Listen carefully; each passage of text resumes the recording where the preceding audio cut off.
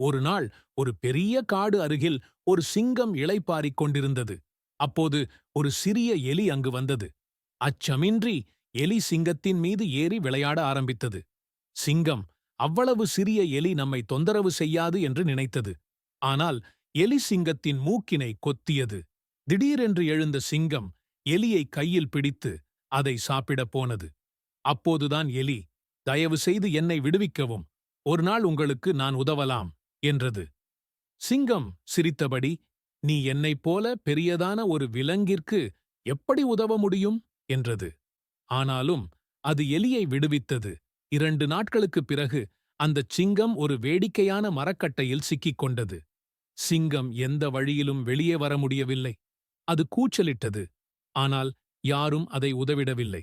அப்போது அந்த எலி சிங்கத்தை நினைத்து வேகமாக அங்கு வந்தது.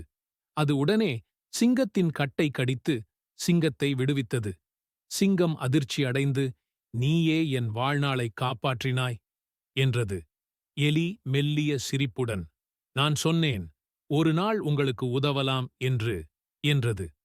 இந்த கதையின் நற்பொருள்: நம்மை விட சிறியவர்கள் கூட ஒரு நாள் நமக்கு உதவியாக இருப்பார்கள்.